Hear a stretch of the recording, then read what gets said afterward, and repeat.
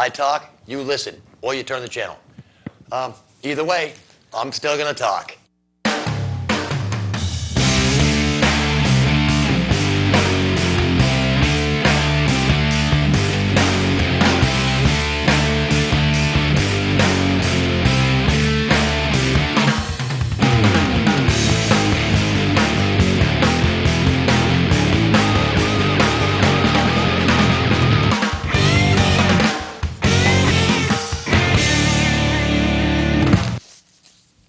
Welcome to Unfiltered.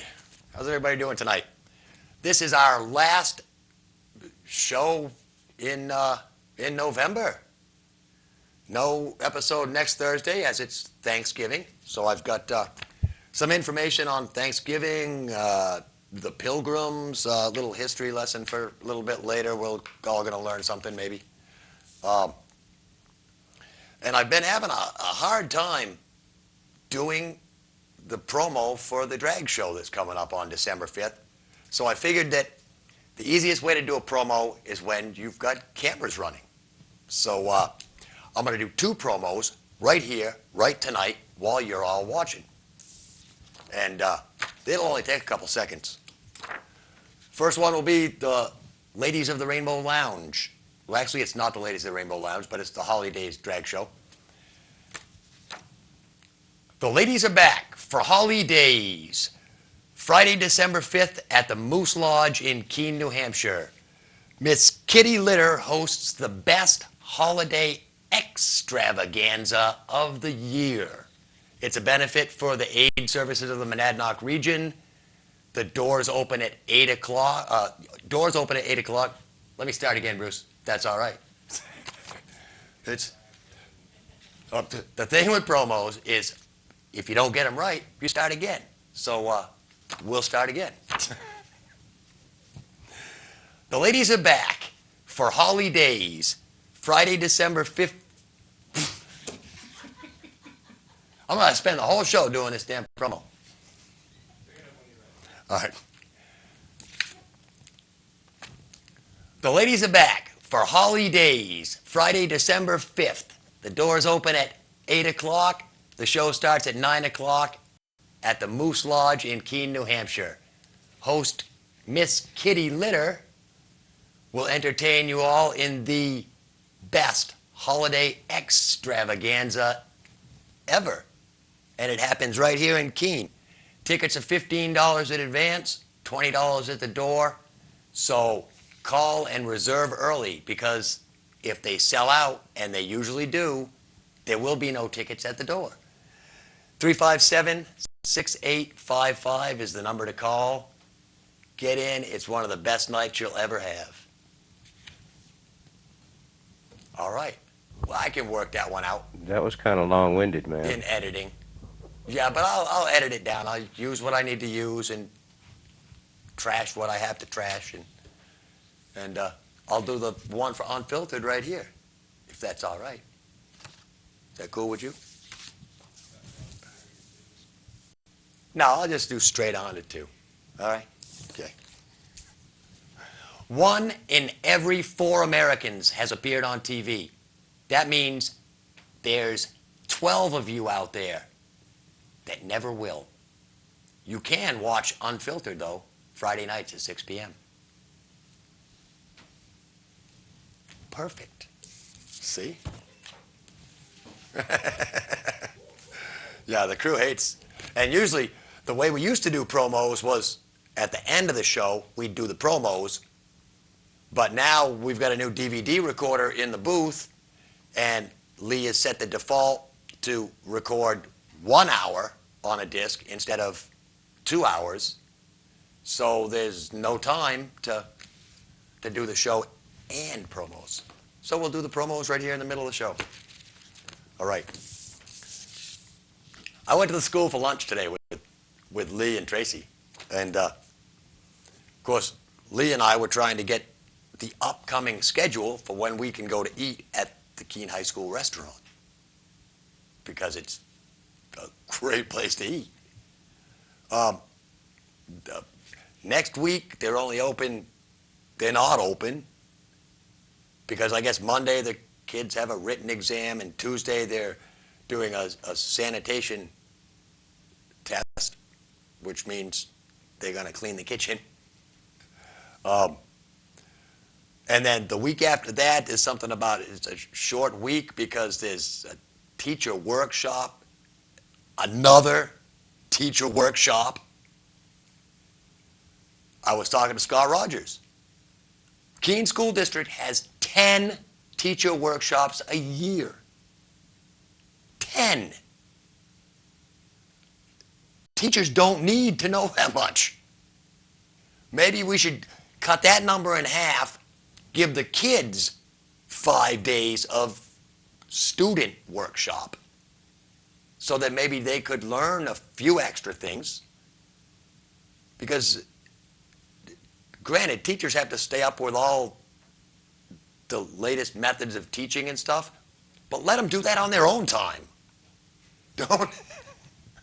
Isn't that what summer vacation's for? That's what summer vacation's for, and the 4 days off over the Thanksgiving weekend. You'd think that the teachers, get together over the weekend and get together and have your workshops on the weekends or in the evenings or sometime when you're not on our kids' time.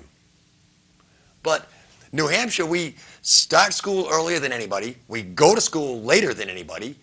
And chances are, the way this weather's looking, we're probably in for a dozen good snow days this year. Because I know we don't want to think about it, but I did see the little white crap floating out of the sky, and I know it wasn't cocaine the other day because it was too cold. But,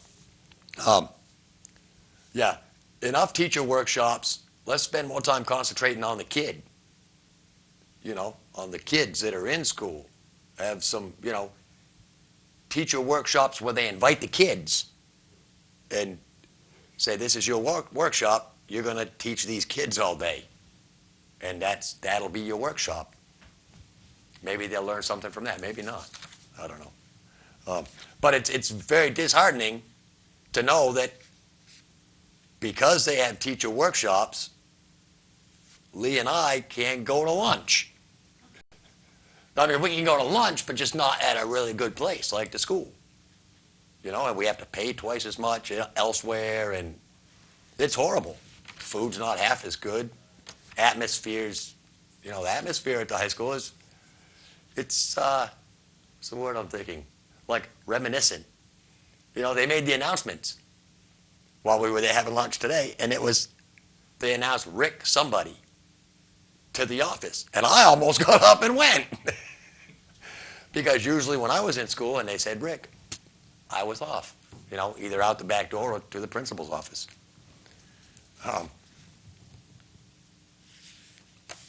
Is it 8 minutes? I got 8 minutes. 'Cause I don't know much about this story, but the whole auto bailout thing. The 3 big car companies in America want the government to help them out too. And it's horrible. Apparently, they went to Washington for some meeting. I guess it was to fill out the loan applications or whatever to try and get the billions that they need from the government. And the government people said, well, how did you guys get here? And the guys went, well, we flew our jets. And that didn't go over too well. They said, well, can't you drive a car? Because that's what you make. And they went, no, cars aren't fast enough. They pollute too much. They don't get enough good gas mileage. So no, cars are pretty much obsolete to the people that make them.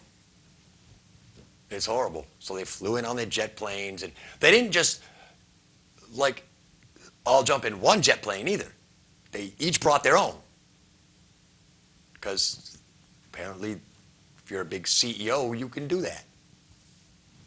But it seems to me like if they really wanted to impress the government that they needed money, they probably should have hitchhiked to the hearings. And for one thing, I wouldn't have worn the $300 suit. I would have worn my old ripped up jeans and a t-shirt and said, look, Congress, this is all I got to wear. I can't afford no clothes. My shoes got holes in them from walking here. I'll say, Put on your $500 suit, fly your jet plane in and go, we need billions. It's retarded. It's more than stupid. It's, yeah, just plain crazy. Because, and that's the thing. Everybody's doing it. All the huge companies, the big banks, the lending institutions, the stock market, all these people, the car companies, and what's going to be next? The airlines. Wait, I'm pretty sure we've already bailed out the airlines a few times. You know? The only one that got any of that crap right was Reagan. Back when all the air traffic controllers, in the 80s, when the air traffic controllers were asking the government to help them get raises because they weren't making enough money. And if they didn't get their raises, they were going to go on strike. President Reagan went, you can't go on strike. You're all fired. We'll just hire new guys to do that job. Hundreds of people waiting to step in and do jobs. Especially now, the jobless rate is, I believe, new claims for unemployment benefits are at a 16-year high, I believe I just saw today. Horrible. And it's because, I mean, Circuit City's closing a bunch of stores, like 170 stores. None of them in New Hampshire. But all these huge companies, and I mean, that's what happens when you go into like corporate business. You get so big and so big that when things aren't going real good, you are all of a sudden way too big. You can't afford to even pay your employees and your bills. So what do you have to do? You have to close half the stores that you just spent 5 years opening. And no, stick to small. I mean, if you've only got 3 stores in the United States, then hell, let there be lines out the door. Don't open a 4th tomorrow only to close it 3 months down the road because, oops, I guess we couldn't afford 4 stores. You know, places like Circuit City with not just 4 stores, not just 10 stores, not just 100 stores, but they've got thousands of stores. And I don't know. The way that the economy's going, nobody's spending money. Nobody can afford to spend money because we're still, I mean, there is good news. The gas prices are down. A couple places in Keene at $1.99. We broke the $2 mark, finally. And we're happy, happy, happy, happy that we're paying less than $2 a gallon for gas. Of course, all these people that prepaid for their oil when it was $4 a gallon, they're getting soaked right now. Because now the oil companies are getting the oil for, you know, I think it's $53 a barrel now for oil and dropping like a rock, which is good news on the world front as well. Why? Because we don't have to worry about Iran getting nuclear weapons. The price of oil hits $50 a barrel, and the Iranians end up having to make a choice of whether they're going to try and further their nuclear research or whether they're going to feed their people. That's what it's going to come down to. And any place that lives on revenues from oil, this is the way that America clamps down on the world. You get the gas prices down, the oil prices down. None of these little third world oil companies and oil countries can do anything because they're not making the billions they were making. They're still making some money, but not the excess that they were making at $100 a barrel. So, you know, bad things and good things. If you don't have any bad things, you have nothing to judge the good things against, I guess. Which is why, you know, you have love, but you can't have love unless you have hate. Because then you wouldn't be able to tell the difference. I don't know. Does that make any sense? No? I mean, you can't have peace without war. You can't have love without hate. You can't have Yin without yang. happy without sad, yin without yang. That's right. Yeah, you know how it is, Jim. Yeah, of course. Jim's been around. Don't He tell knows. my wife that. Your wife probably knows all your secrets, Jim. All right, I guess we better get into crew call because I did that and I did that. And for crew, it's simple. We didn't think we were going to have anybody, but due to lack of volunteers for city council, Jim is here working on Unfiltered with us tonight. And it's a sad thing that there's no crew for city council, but that's why Cheshire TV needs volunteers, because the normal crew of volunteers all had something going this week. So city council couldn't get taped. But and tonight will probably be when all the best stuff happens too. In the booth is Bruce and Andrea. How's it going out there, Rick? Hey, it's going good, Bruce. I'm under the weather this week. I got a bit of a cold. Didn't make it into work on Monday. Thing crept down into my chest, and I'm just feeling ragged this week. But other than that, life goes on. It's getting colder. Not having any fun, but at least my squirrels are still out and about. I got about 8 or 10 of them that are getting up on the porch with me and eating right out of the little cat dish full of nuts. It's a lot of fun. We'll have to get some footage of that. We'll have to bring a camera over before they go into hibernation, because I do know that they will crash for a little while when it gets cold. So, but I'll get some footage and put like some circus music behind it. I think it'll be kind of there we cool. go. The dancing squirrels. Well, they're funny as hell when they come running on over, prancing, and they come right up on the porch and hang out and munch nuts. And so it's good for my mental health when I come home from a stressful day after work. But beyond that, I guess we have one last race to report on. Racing season has come to an end, so Andrea can fill you in on all the end happenings. So we'll give it over to her, bud. Yeah, it's really kind of slim pickings tonight. There really wasn't, there's nothing to report, and you sure don't want to know who the first 5 finishers were in the Cup race, because you could care less. But what it amounted to is from the NASCAR Truck Series. It was called the Craftsman Truck Series. Next year it's going to be the Camping World Series. But anyways, Johnny Benson took the championship for that. Now, in the Nationwide Series, Clint Boyer took the championship for that one. And in the Cup Series, that was taken by Jimmy Johnson. This was his 3rd in a row, and the last time that happened was, I think it was 30 years ago when Cale Yarbrough took 3 in a row. So it was kind of exciting to see history made. Now his crew chief, Chad Knaus, it's the first time a crew chief has ever won 3 championships in a row. So that was kind of exciting. But other than that, the only other good thing is Andrea won twice on Sunday. My driver that I was pulling for actually came in 2nd in the race, so I won some money there. And then I also won 2nd place in our own private little chase, so I won more money there. So I was kind of excited. I won twice. It's the best I've done all year long. I've been kind of a jinx for everybody. But other than that, there's not a whole lot going on until February, so you won't hear from Edith until then. Anyways, you guys have a good winter, and we'll catch y'all later. Bye.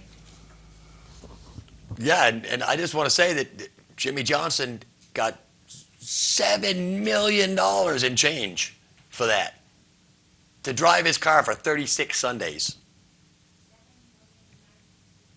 7,092,000. It's a lot of money. Man, like he needs it, right? All right, now let me talk about this one first. So we only got 10 minutes till the music clips, so I'll do this little story, and then I'll do a couple of facts, then we'll go to the musical interlude. Of course, this week we've got a space shuttle up doing some renovation work on the space station. I guess they brought up a new kitchen this week, and not sure if they brought a new toilet or just like some dressers and a bunch of furniture. and new kitchen appliances. Maytag, I think, sent them up. Um, but apparently one of the astronauts was out doing a spacewalk, fixing something outside the gate or something out in the yard, and their tool bag floated off. It had a couple of grease guns in it, worth $100,000. Yeah. And the astronaut in an interview said that it was an accident, and they had failed to check to make sure that the thing was properly strapped down the way it was supposed to be strapped down. But I believe, I'm not sure which news station had, but somebody had the audio from the astronauts talking about the bag floating away. But yeah, that's what happens. You have to keep your stuff right close to you when you're outside of the space station working, because there's no gravity. And as a matter of fact, I had a good fact here somewhere. You tie a string to it, or put a Velcro patch on it and stick it to your leg or whatever. Well, I mean, it'll never be found now. It's gone forever. The only person ever to play golf on the moon was Alan Shepard. He only played one hole, and his golf ball was never found. So he didn't even play a whole hole. He just one hit. That was it. Yeah. I think it was a slice. A little bit of a slice. The ball took off, went forever. Never found it. Here in the world, I bet that was the longest ball ever hit. it probably was. I think John Daly can hit one further, though. He's the only man that can hit one further. But here on Earth, 12 new golf holes are constructed every single day. That's right. Sorry, Bruce, I was looking the wrong camera. Did you know an albatross can glide on air currents for several days, and they can even sleep while in flight? Like an autopilot kind of a thing. Male cockatoos can be taught to speak, but females can't. They can only chirp and sing. So you'd better, if you want a cockatoo and you want him to be cool like Beretta's bird, you got to have a male. well, there's a species that finally got it right. What, the males can talk and the women and the females can only sing? Exactly. I don't know. We, as humans, men speak and women sing and bitch. So we're not all that different. Although some guys sing too.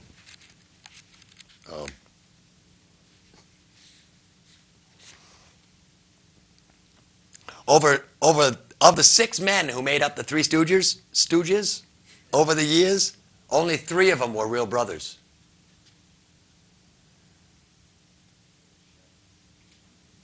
And when Patty Hearst was kidnapped, she was watching the TV show The Magician, starring Bill Bixby. Yeah, he was also in The Courtship of Eddie's Father and The Incredible Hulk. He's a huge actor back in the 70s. Did he? Oh, that's what I wanted to mention. I was watching Sons of Anarchy. That show was directed by Mario Van Peebles. Yeah, it's really cool. For many years, the Globe on the NBC Nightly News spun in the wrong direction. But finally, on January 2nd, 1984, NBC finally spun it in the right direction. Which Three Stooges were brothers? The hell do I know? Well, Andrea wants to know. Which one? It was Mo Howard, Shemp Howard, and Joe Howard, I think. Yeah, he's one of the last. Mo, Shemp, and Joe, I think. I don't know. Larry wasn't a brother, Yeah, there was Curly Joe. and Curly Joe wasn't a brother, I don't think. But the other, just the plain Joe. Yeah. I don't know. It doesn't say anything in here about who they were. Well, go home and look it up on Google.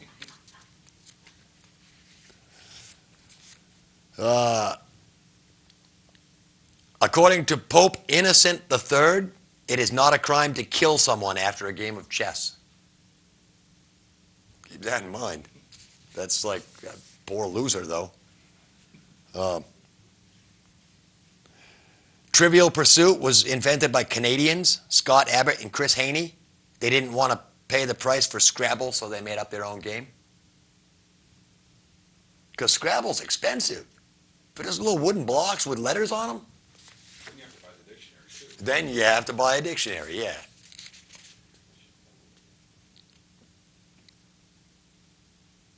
The longest Monopoly game in a bathtub was 99 hours long. You think that would have made our Monopoly game a little more interesting? If they had played it in a bathtub? I don't know. Every day more money is printed for Monopoly than by the U.S. Treasury. The most money you can lose in one trip around the board with normal game rules and going to jail only once is $26,040. The most money you can learn in one turn is $5,070. Yeah. And Parker Brothers prints about $50 billion worth of Monopoly money in a year. Values on the Monopoly board are the same today as they were in 1935. No inflation in Monopoly. The only member of the band ZZ Top to not have a beard has the last name Beard. The drummer, yeah, Frank Beard. Yeah. Oh, he's the drummer? Yeah. No wonder he doesn't have a beard. That's a hot job. First CD pressed in the United States was Bruce Springsteen's Born in the USA. And here we go. It's the season for this. The best-selling Christmas single of all time is Bing Crosby's White Christmas. Yep. Oh, here's a good one. The song with the longest title? The longest song title? Give me a minute. It's going to take a while. I'm a cranky old Yank in a clanky old tank on the streets of Yokohama with my Honolulu mama doing those beto flat on my Cedo Hirohito blues. Written by Hoagie Carmichael. He later claimed the song title ended with Yank. And the rest was a joke. So apparently it was shortened to I'm a cranky old Yank. Yeah, no, it wasn't the longest title after that. I always thought the longest one was several species of small furry animals gathered together in a cave and grooving with a pick. Nope, this one has more words. Sorry. Or Ned Nostril in the South Seas Paradise, put your blues on ice cheap at twice the price, band icky, icky, yucky, yucky, yuck. That's what it is. Is that a real song? Oh, all right. Who Ned sings that Nostril, one? yeah, that's a Ray Stevens song. Oh, no wonder. Wow. I don't have nothing that can beat that.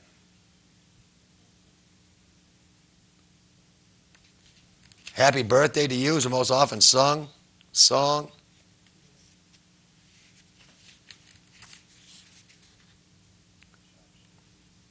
I can't find any other good ones. Actually, see if I got another one about a squirrel. There's the squirrel ones. A squirrel cannot contract or carry the rabies virus. Yeah. And squirrels can climb trees faster than they can run on the ground. And it's estimated that millions of trees are planted by forgetful squirrels. That's right. Or the ones that Bruce is messing with. Because I seen Bruce, he gives them some peanuts, and then he follows them, watches where they bury the peanuts, and then when they leave, Bruce digs up the peanuts and moves them a couple feet. Yeah.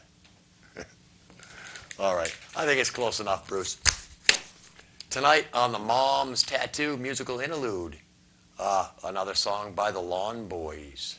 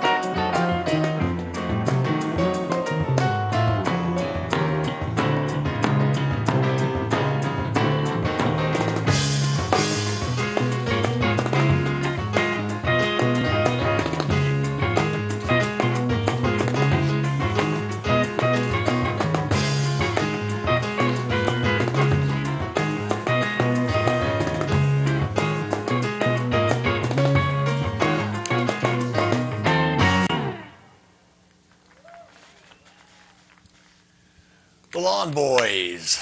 And, yeah, they jazzy. I like it, you know. What can I say?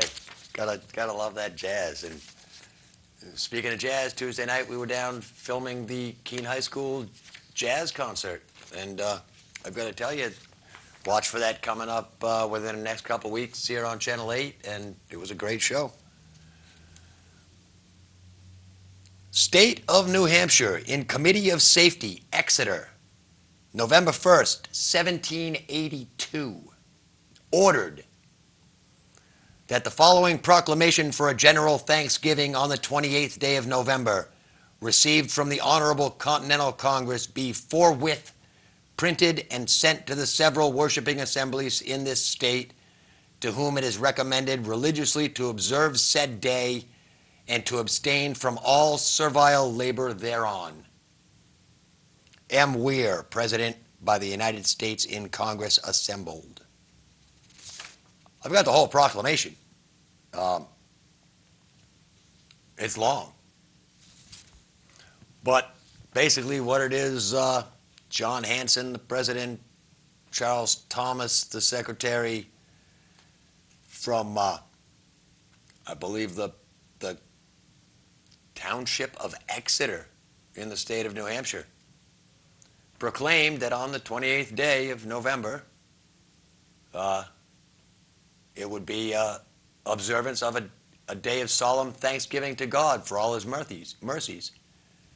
They do further recommend to all ranks to testify to their gratitude to God for his goodness by a cheerful obedience of his laws and by promoting each in his station and by his influence the practice of true and undefiled religion, which is the great foundation of public prosperity and national happiness. Done in Congress at Philadelphia, the 11th day of October in the year of our Lord, 1782, and of our sovereignty and independence, the 7th. So that was a Thanksgiving is a religious holiday. Thanksgiving is a religious holiday. Yeah. Wow. All And- these years I've been thinking it was just a thankful that we made it through the harsh winter after traveling across the vast oceans, and, you know, be thankful we're alive at this point. I didn't realize it was a religious gig. Oh, yeah. Yeah, because it was started by the Pilgrims. Pilgrims that came to Massachusetts from overseas. You like that? They were from England. There were actually two ships. One of them was the Mayflower. 102 people were chosen to travel on the Mayflower with the supplies consolidated. Of these, about half had come by the way of Leiden, and about 28 of the adults were members of the congregation. They finally sailed successfully between September 6th and September 16th of 1620. Land was sighted between November 10th and November 20th. Surprise, today's November 20th. Well, the day we filmed the show was November 20th. 1620, land was sighted. It was confirmed that the area was Cape Cod, within the New England Territory recommended by Weston. But by November 11th to the 21st, the ship was anchored in what is today known as Provincetown Harbor. Now, when they left England, there was no charter in place for these people.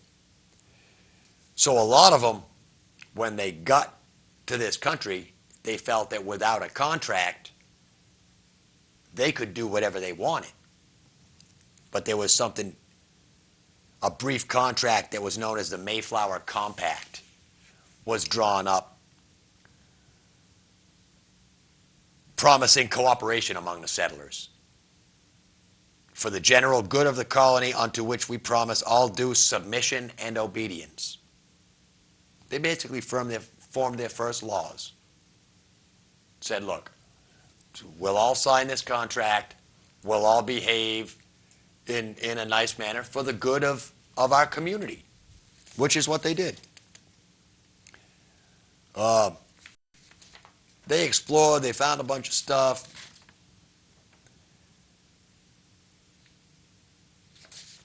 Miles Standish led the exploratory parties. They encountered several old buildings, both European built and native built, and a few recently cultivated fields. They found an artificial mound near the dunes, which they partially uncovered and found that it was a native grave. By December, most of the passengers and crew had become ill, coughing violently. A lot of them suffered from the effects of scurvy. There had already been ice and snowfall hampering exploration efforts. And during the first winter, 47% of the pilgrims died. That's a huge, huge loss. But they carried on to the first Thanksgiving. And I don't, the stories that you hear about the first Thanksgiving and the cooperation of the Indians and the pilgrims, it might be true, it might not be true. For one thing, we were intruders. So I'm pretty sure the Indians weren't, rushing to greet us like the Iraqis did when we waltzed into their cities and took over. No, they weren't throwing flowers at us. They weren't, yay, the British are here. None of that. It was probably, eventually we probably found a way to communicate with them because they didn't speak our language, for one thing, and something had to be worked out for communications. But we learned a lot from the Indians about cultivating crops, about, how to survive, not the first winter apparently, because 47% died.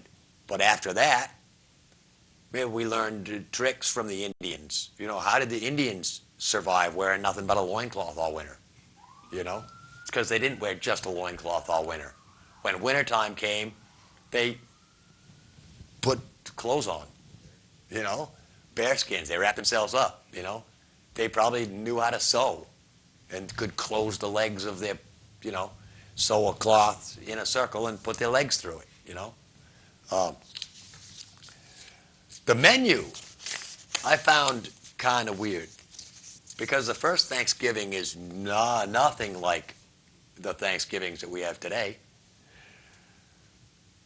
For some of the foods that may have been on the menu at the first Thanksgiving in Plymouth Plantation, they would have had some seafood because they were near the ocean. So they probably had cod and eel and clams and lobster. Lobster for Thanksgiving.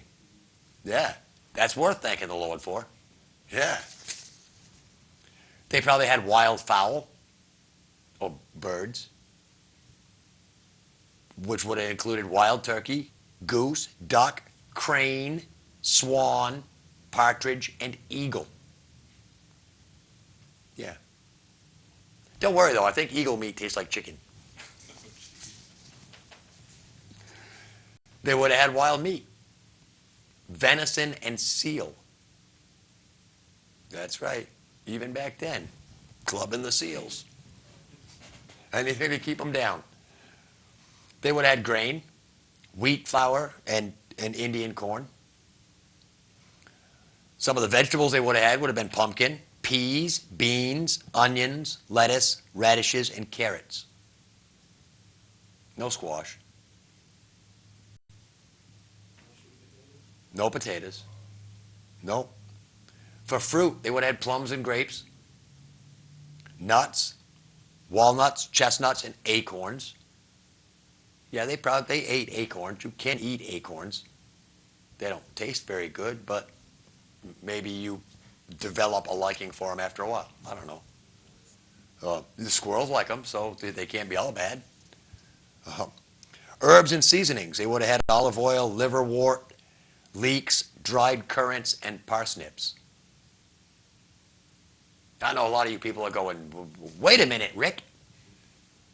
What about cranberry sauce?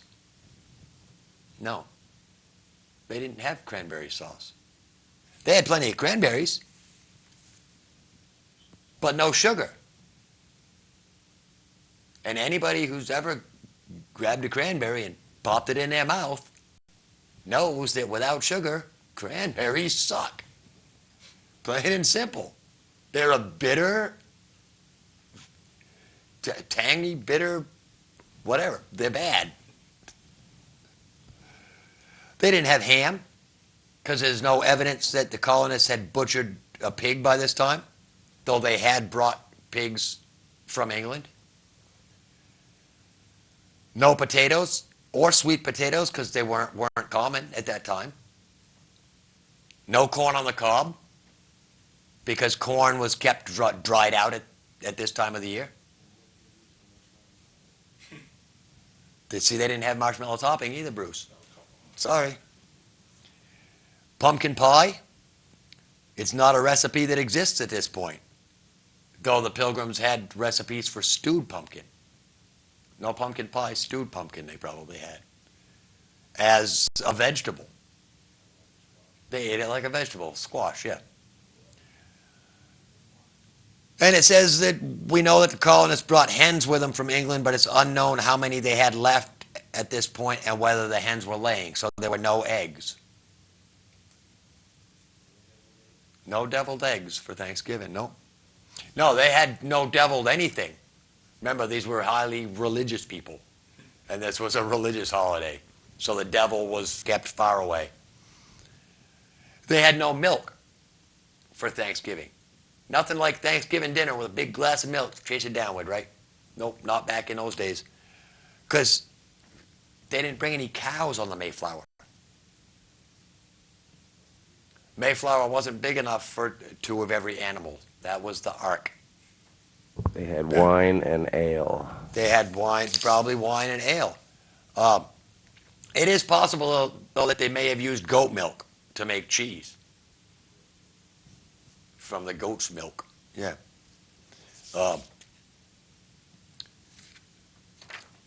This is kind of cool. 17th century table manners were just a little bit different too. Because the Pilgrims didn't use forks. They ate with spoons, knives, and their fingers. They wiped their hands on large cloth napkins, which they also used to pick up hot morsels of food. Salt would have been on the table at the harvest feast, and people would have sprinkled it on their food. Pepper, however, was something that they used for cooking, but it was never put on the table. I don't know whether it's because it was a black thing, and back then it was, the whole race issues going on even back then. It was a segregation thing. And that's one of the things that you never hear, whether there were any black pilgrims. There may have been black pilgrims. We don't know. Or slaves. They probably came over as slaves. A lot of the people that came on the Mayflower came as indentured servants, which is the same thing as a slave. Only you've got a contract, and you go for my passage from here to the new land. I will work for you for 3 months or 4 months or a year, and then after my time is done, I'll be a free man and I can go and buy land or do whatever. In the 17th century, a person's social standing determined what he or she ate. The best food was placed next to the most important person. People didn't tend to sample everything that was on the table. They just ate what was closest to them. Makes sense. There was no passing this or passing that. You just sat down and whatever was near you, you grabbed. Serving in the 17th century was very different from serving today. People weren't served individually. Feeds were served onto the table, and then people took the food from the table and ate it. All the servers had to do was move the food from the place where it was cooked onto the table. And the pilgrims didn't eat courses like we do today. Everything was put on the table at the same time, and you just ate. Like kind of family buffet style. But I thought that was kind of cool.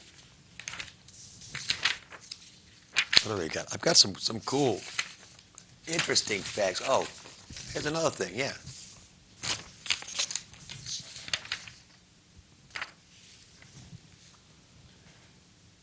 The colonists and pilgrims ate quite a bit different than we did. I mean, they weren't worried about the same things we were worried about. They weren't worried about heart attack. The heart attacks were the least of the colonists' worry. They were more concerned about plague and about pox, smallpox. Uh, all the food that was eaten at the first Thanksgiving in today's standards would be probably seem fatty by our standards and horrible for you. But the colonists were more active, and they needed the higher levels of protein and fat in their diets. A lot of their meals included a lot of different meats. And vegetable dishes didn't really play a large part in their diet. They were more meat eaters. No vegetarian, probably not a vegetarian in the lot, you know, because if you didn't eat meat, you didn't survive. They probably didn't have pies or anything sweet at the harvest festival. They had brought some sugar with them on the Mayflower, but by the time of the feast, the supply had dwindled. Also, they didn't have an oven. They were cooking everything over open flames back then. There was no, piped-in gas, no electric stoves. But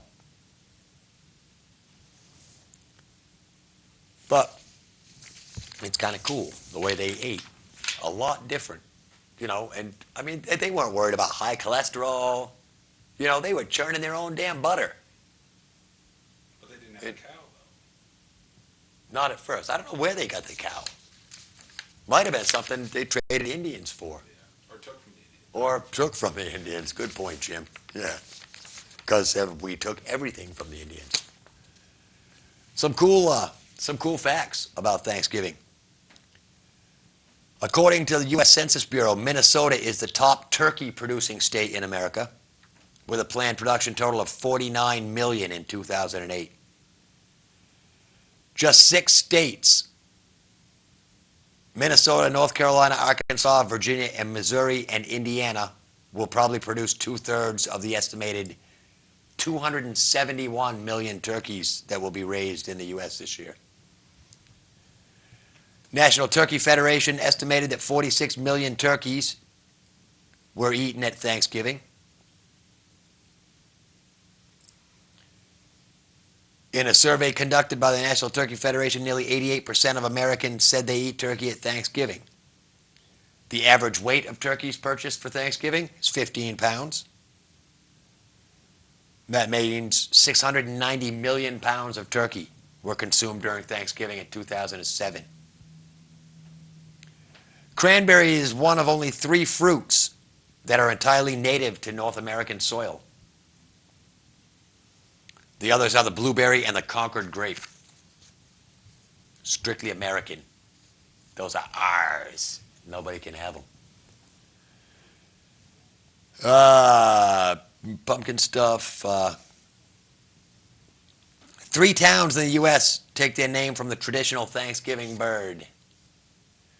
Turkey, Texas, population of 465. Turkey Creek, Louisiana, population 363. And Turkey, North Carolina, population 270. All little towns. Turkey towns.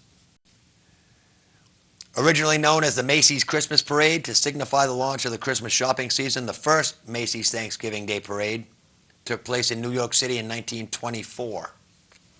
It was launched by Macy's employees and featured animals from the Central Park Zoo. That's something you don't see today. Some 3 million people attend the annual parade, and another 44 million watch it on television. Tony Sarge, a children's book illustrator and puppeteer, designed the first giant hot air balloon for the Macy's Thanksgiving Day Parade in 1927. He later created the elaborate, mechanically animated window displays that grace the facade of the New York store from Thanksgiving to Christmas.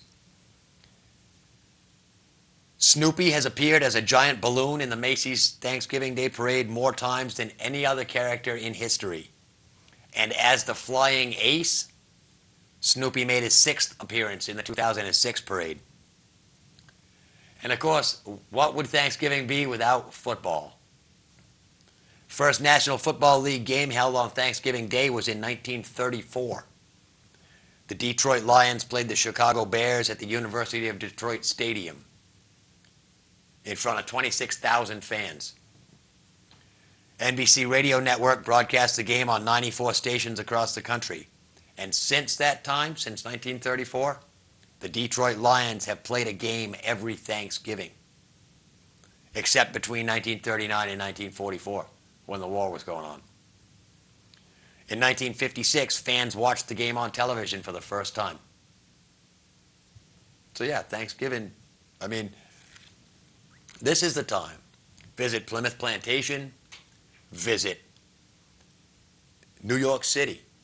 From what I understand, I've never been down to see it, but I understand that the window displays in Macy's are incredible between Thanksgiving and Christmas. And every year, living with Mom, I get to, she turns on that Macy's Day Parade every Thanksgiving, and we sit and watch the Macy's Day Parade. The balloons and the bands, and millions and millions of people flock to New York to see this parade and get their first glimpse of the jolly old man himself, Santa Claus, at the end of the parade. Which actually, see now, the Macy's Day Parade was supposed to be like the big kickoff for Christmas. Somewhere along the line, Macy's got shoved out of the way, and somebody went, Macy's can't have the monopoly on popping Santa Claus up on Thanksgiving Day. Somebody's got to do it at the beginning of November or at the end of October. As a matter of fact, I think Santa Claus was at the damn Pumpkin Fest this year. Yeah.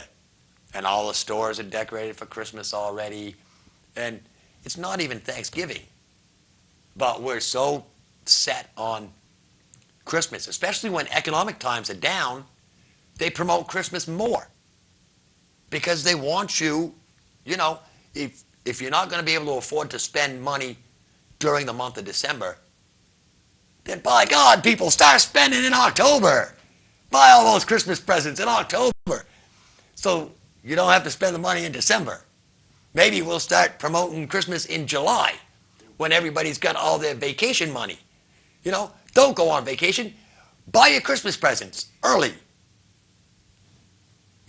But when stuff goes down, that's what's going to happen. All right. Tax return season, that's when you start your Christmas shopping. I've got just about 59 seconds. So I am going to read this little Thanksgiving poem I got on the internet. May your stuffing be tasty, may your turkey plump, may your potatoes and gravy have never a lump. May your yams be delicious and your pies take the prize, and may your Thanksgiving dinner stay off your thighs.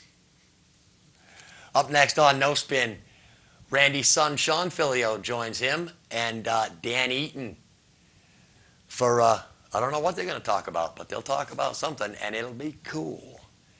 The credit clip I have tonight is some of the footage that I shot while I was up in Maine on the coast, and I found some interesting music to go with the footage.